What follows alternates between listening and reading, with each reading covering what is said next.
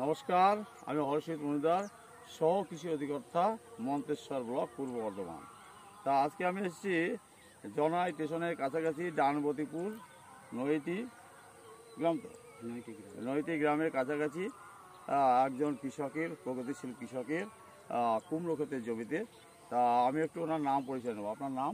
আমার নাম রঞ্জিত পুরকাই। কোথায় বাড়ি? নৈতি। নৈতি। কতটা কুমড়ো চাষ করেছেন? প্রায় বিঘা খানেক নাকি? 5 কাঠা 10 কাঠা মতো। 10 কাঠা মতো। তা ওনার কুমড়ো গাছে যেটা সমস্যা, যে গাছটা ভালোই আছে, অলরেডি বড় বড় কুমড়ো হয়েছে। এই দেখুন, খুব সুন্দর কুমড়ো হয়েছে একবারে। এই কুমড়ো কিন্তু কাঁচা কুমড়ো অনেক দাম হবে। ওই দিকেও কুমড়ো হয়েছে আমি দেখতে পাচ্ছি, কিন্তু কুমড়ো গাছে একটা সমস্যা দেখা যাচ্ছে। এই দেখুন, পাতাগুলো কিন্তু যেটা আমরা কালো টাইপের থাকবে সেইটা আর নেই। তা এই দেখুন, এই যে পাতায় এই যে কীরকম হয়ে গেছে। এটা হচ্ছে কুমড়ো গাছের যে সমস্যাটা, সেটা হচ্ছে এটা ছত্রাক ঘটিত, ভাইরাস ঘটিত সমস্যা। এটা একটা শোষক পোকা যদি এইগুলোকে শোষণ করে, তাহলে এই রকম পাতাগুলো হয়ে যায়। এটা কিন্তু পাউডারি মিল্ডু নয়, এটা হচ্ছে আপনার ভাইরাস ঘটিত প্রবলেম। এই পাতার রস খেয়েছে শোষক পোকা, তার ফলে এখানে জীবাণুটা দিয়ে গেছে, সেই জন্য পাতাগুলো ফটকরি হয়েছে।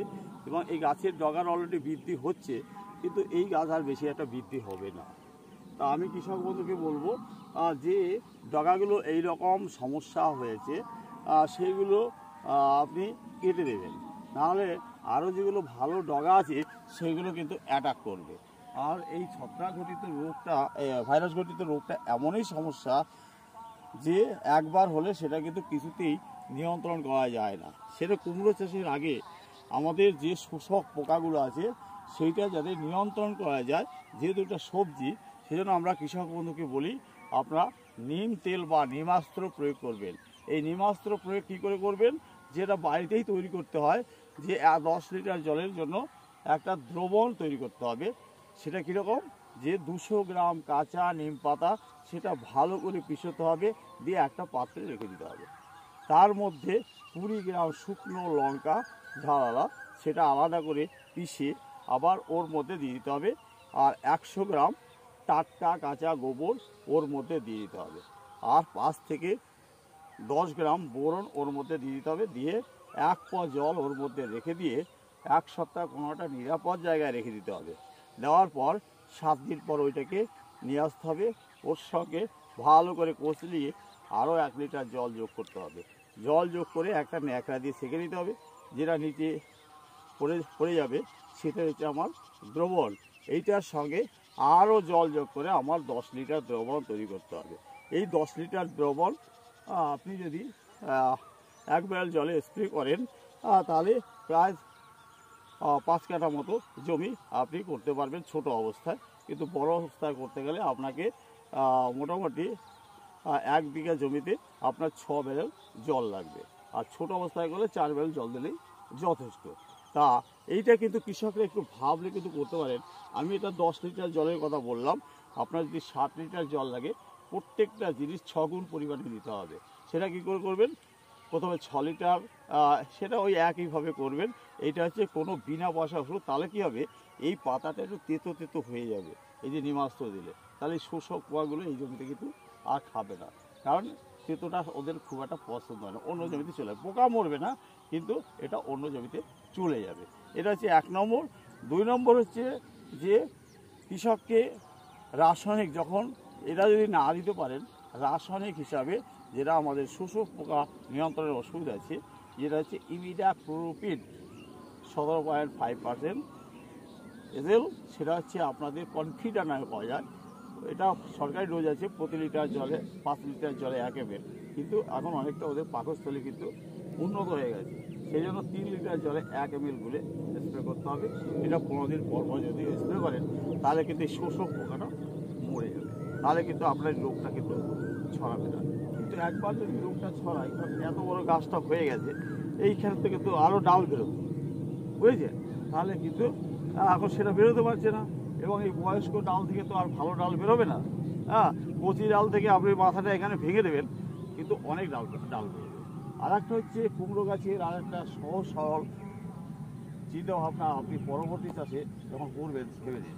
সেটা হচ্ছে কুমড়ো গাছটা যে আপনি একটা ডিস্টেন্সে দেখেছেন যখন 3-4 হাত লম্বা হবে প্রত্যেকটা ডগা, তখন 1 হাত কেটে দিন, কেটে সবজি হিসেবে খেয়ে দিন। পাশ থেকে আবার ডাল বেরোবে। আবার যখন ওটা হাত 2-3 হাত লম্বা হবে তখন আর খাবেন না, তখন এই যে ডগাটা এই মাথাটা এই রকম জায়গায় ভেঙে দিন, ভালো করে বুঝলেন। ভাঙলে কী হবে, এই ডগাটা আরও প্রায় 1 হাত লম্বা হবে এবং সাইড থেকে একরা হবে। তাহলে প্রথম যে ডগা, তারপরে দ্বিতীয় ডগা, তৃতীয় যে ডগা হবে বেশিরভাগই স্ত্রীফুল হবে এবং সেটা কুমড়োটার সংখ্যাটা বেশি হবে। প্লাস এই যে আপনার গাছের যে এই যে গোড়াটা, এই গোড়ার চারপাশে একটা গোল আকারে কুমড়ো জায়গা করবে, অর্থাৎ যতদূর ক্যানোপি বিস্তার হবে ততদূর এর শিকড় যাবে। মানে গাছের ক্যানোপি মানে কি উপরের যে অংশটা যতদূর যাবে শিকড়টা তত যাবে। কিন্তু আপনার যদি একটা গাছ এইরকম লম্বায় অতদূর শিকড় যেতে পারে না, হ্যাঁ, তাহলে গাছের জোর ধরে, গাছটা অনেক দিন থেকে। আর আপনার যদি একটা দুটো ডাল এই অনেক দূর গেল অত শিকড় যেতে পারে না, প্লাস পুরুষ ফুলের সংখ্যাটা বাড়ে। বোঝাতে পারলাম? তাহলে প্রথমে একটা কুমড়ো গাছ লাগালেন, ওই সময় তেজ থাকে, যখন 3-4 হাত হবে 1 হাত খেয়ে নিন, সবজিটাও ভালো হবে, বাজারে বিক্রিও করতে পারবে। তারপর ওখান থেকে যে ডগা বেরোবে ভালো করে বুঝুন, ওইটা কিন্তু আর খাবেন না, ওইটার মাথাটা ভেঙে দেবেন, ছোট্ট করে মাথাটা ভাঙবেন, তাহলে আরও 1 হাত বাড়বে। ওখান থেকে যে সাইডে যে ডগাগুলো বেরোবে সেইটা হচ্ছে স্ত্রী ফুলের সংখ্যাটা বাড়বে। পৃথিবীতে প্রত্যেকটা প্রাণীর হোক ও উদ্ভিদের হোক ধর্ম হচ্ছে তার বংশ রক্ষা করে যায়। যে আপনি আছেন, কদিন পরে থাকবেন, আমি আছি, কদিন পরে থাকবো না, কিন্তু আমরা কী করবো, আমাদের সন্তান সন্ততি রেখে যাব। যেমন আমার মা বাবা বা আমার ঠাকুরদা আমাদের রেখে আছে, আমরা দেখুন। তেমনি এই যে কুমড়ো গাছটা, এটা কোনো অন্য কিছু নয়।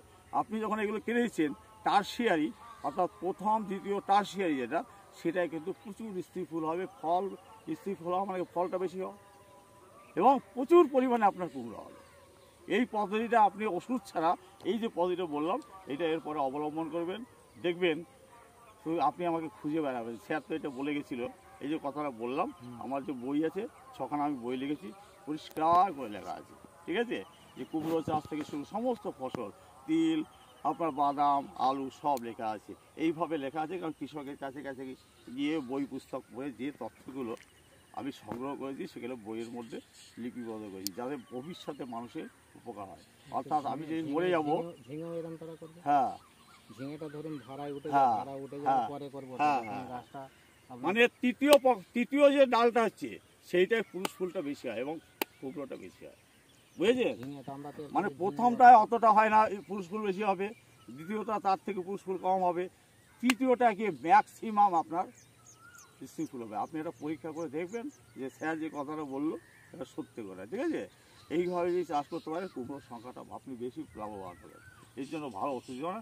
আর মেইন হচ্ছে কুমড়োর দুটো সমস্যা, একটা হচ্ছে আপনার এই ভাইরাস ঠেকাতে হবে। ভাইরাস ঠেকাতে গেলে কী করতে হবে, শোষক পোকার ওষুধ, আর একটা আমি বললাম নিমাস্ত্র বানাতে বাইরে, সেটা করবেন। আর একটা হচ্ছে এটা একটা পাউডারি মিলডু রোগ হয়, পাতায় দেখবেন এরকম কি গুঁড়ো গুঁড়ো হয়। নিমস্ত্রটা কদিন জলে রাখবো ওটা? নিমাস্ত্র 7 দিন, 7 দিন রেখে 7 দিন রেখে তারপরে যে বললাম ওটা করবেন, স্প্রে করবেন, ছোটোবেলায় স্প্রে করবেন, তাহলে ওই পোকাটা এই গাছটা তিত হয়ে যাবে, ওই শোষক পোকাটা আসবে না, অন্যের জমিতে যাবে কিন্তু আপনার জমিতে আসবে না। কারণ সবার ধর্ম, আপনি যদি ডেইলি তিতে করতে কি ভালো লাগে? ভালো লাগে। আর একটা পোকা আছে আপনার উট পোকা বলে, ছোট ছোট পোকা, ওইটা ওই ফলের ওপর বসি না, ওটা বীজ করে দেয়, আটা কাটে, তখনই কুমড়োটা আপনার হয়ে যায়। ও, ওটা হচ্ছে ফল মাছি, ফল মাছিতে ফুটো করে দেয়। ওটা কি করবেন, ওটা হচ্ছে ফল মাছি করে কি, ওদের পুরুষ আর স্ত্রী আছে, ভালো করে বুঝবেন। স্ত্রী পোকাটা আগেই আপনার ওখানে ডিম পায় না, ওরা একটা হরমোন নিঃসরণ করে, দিয়ে পুরুষ পোকাটা করে কি, ওই হরমোনের বাতাসে মিশিয়ে গন্ধটা পেয়ে স্ত্রী পোকার কাছে আসে, দিয়ে ওদের মধ্যে একটা মিলন হয়। মিলন হলে পরে ওরা করবে কি, কুমড়োর জালি, লাউয়ের জালি, তার নিচের দিকে হুল ফুটিয়ে ডিম পারবে। দেখবেন লাউয়ের উপর দিকটা বেশ ভালো আছে, নিচের দিকটা মরে গেছে। হ্যাঁ, অনেক কুমড়ো আছে। কুমড়ো জালি প্রথম অবস্থায় ওই বেশ ভালোই মনে হলো, তারপরে যে ফুল ফুটালো ওই থেকে ডিম পারলো, কিছু কয়েক সময় একটু পরে হচ্ছে কুমড়ো জাতীয় যে সবজিগুলো আছে দিয়ে ডিম পারবে। আপনি দেখবেন উচ্ছে বা চিচিঙ্গা, হ্যাঁ, বেশ ভালো চিচিঙ্গা আছে, কয়েকদিন পরে বীজ কালা হয়ে গেছে, ভাঙবেন দেখবেন পোকা লাগাতে শুরু ভেতরে করবে। পোকা, ভেতরে ওই যে ফল মাছির লার্ভাগুলো ওর মধ্যে থাকে। এটা নিয়ন্ত্রণ করা একটু এরকম মাছ আর সবজিতে একটু অসুবিধা, যদি আপনি একটু ঢেকে দিতে পারেন যখন ফলটা পড়লো, যাতে ও না দেয়। কালো প্লাস্টিক আছে না, কালো প্লাস্টিক করবেন, ফুটো ফুটো করবেন, করে ওইখানে ঢেকে দেবেন, বা খড় ফুটো দিয়ে ওই কুমড়োটা ঢেকে দেবেন, তাহলে কি ফল মাছিটা দেখতে পাবে না। আর যদি একটু বড় হয় তখন আর এই কুমড়োটা আরও কিন্তু হুল ফুটোতে পারবে না, বড় হলে হচ্ছে না, বড় হলে পারবে না, ছোট অবস্থায় পারবে। সেই জন্য ওটাকে একটু ঢেকে রাখতে হবে কাগজ ফাগজ দিয়ে, কিন্তু কাগজটা আবার বেশি করলে কি হাওয়া বাতাস করবে না, সমস্যা হবে। এই জন্য একটু ছিদ্র ছিদ্র করে দিয়ে ওটাকে ঢেকে রাখবে। আমরা বেশিরভাগ ওই গাছপালা মানে ফল মাছি থেকে ফলটাকে মানে ফলটা যদি ও দেখতে না পায় সেইভাবে রাখতে হবে। ওই জন্য আমরা দেখতাম ছোটোবেলা, আমি দেখতাম আমাদের বাড়িতে আশপাশে যে জায়গা থাকতো, আমার বাবা বা ঠাকুরমা ঠাকুরদা করতো কি, ওই যখন কুমড়ো হতো পরাগ মিলন করতো, একটা পুরুষ কুল যখন হচ্ছে স্ত্রী ফুল ছিঁড়ে দিয়ে ওর মধ্যে ঢুকিয়ে দিয়ে ওই খড়কুটোটি বেরিয়ে দিত, দিয়েই অমনি কিছু ওই খড় ফড় দিয়ে ঢেকে দিত, এবং সেটা এরকম আস্তে আস্তে বড় হতো। এখন আমি পড়াশোনা করে বুঝতে পারছি যে ওই যে ফল মাছিটা, ওটা ওর মধ্যে ফুল ফুটিয়ে ডিম পাড়ে দিয়ে যায়, দিয়ে ডিম পাড়ালে ওটার মধ্যে বাচ্চা হয়, ওটা আর বড় হয় না। এই ঢেকে দেওয়ার কারণটা হচ্ছে এই। এবার আপনি অত খড়কুটো কোথায় পাবেন, দিতে পারলে ভালো। এই যে কুমড়োটা হয়েছে, এটা এখনও পারবে না, কিন্তু যেটা চালিয়ে অবস্থা ওটা কিন্তু ফুটো করে দেবে। এবং ফুটোটা কোথায় করবে, গাছের উপর দিকে, ফলের উপর দিকে করবে, নিচে দিকে করবে, বুঝেছেন? তাই ফল মাছি নিয়ন্ত্রণ করতে গেলে আপনাকে একটু ঢেকে ঢুকে এটা একটা করতে পারেন। 2 নম্বর হচ্ছে একটা ওষুধ যদি রাসায়নিক দিয়ে যান, সেটা হচ্ছে আপনার অ্যাসিফেট বলে একটা ওষুধ আছে, এখানেও লিখেছি আমি। সেটা হচ্ছে অ্যাসিফেট দেবেন প্রতি লিটার 1 গ্রাম, আর হচ্ছে ঝোলা গুড়, বুঝলেন, প্রতি লিটার 3 গ্রাম, 3 গ্রাম ঝোলা গুড়, 1 গ্রাম অ্যাসিফেট, এইটা ভালো করে গুলে ওটার মধ্যে দেবেন, সেটা স্প্রে করে দেবেন। ওই ফল মাছিটা গুড় খেতে খুব ভালোবাসে, ওই যখন গুড় খাবে তখন তো অ্যাসিফেটটাও খাবে, খেয়ে এখানে ওখানে মরে পড়ে যাবে, বুঝতে পারছেন? অন্য কোনো ওষুধে কাজ হবে না, কিন্তু একটু গুড় কিন্তু ওই ওষুধের মধ্যে দিয়ে দেবে, বুঝতে পারছি? ওটা হচ্ছে আপনার ফ্রুট বোরার। ফ্রুট বোরার মানে হচ্ছে কি, এটা ওই ফল মাছির জন্য ওইটা হচ্ছে। যাই হোক, আপনাকে কয়েকটা আমি সাজেশন দিলাম, যে একটা হচ্ছে কুমড়ো গাছে যখন 2-3 হাত হবে, হ্যাঁ 3-4 হাত হবে, 1 হাত কেটে খেয়ে নেবেন, তারপর তার থেকে ডাল বেরোবে, হ্যাঁ যেগুলো বেরোবে সেগুলো আর খাবেন না, সেগুলো ওই ডগাটা একটু ছেড়ে দেবেন, তারপর আবার একটা ডাল বেরোবে, সেইটা স্ত্রী ফুলের সংখ্যা প্রচুর পরিমাণে বাড়বে, এবং আপনার গোটা ক্ষেত কুমড়োয় হয়ে যাবে, 1 নম্বর। 2 নম্বর হচ্ছে এই যে পাতায় যে ফ্যাকাশে ফ্যাকাশে হয়ে গেছে, এটা হচ্ছে ভাইরাস ঘটিত রোগ।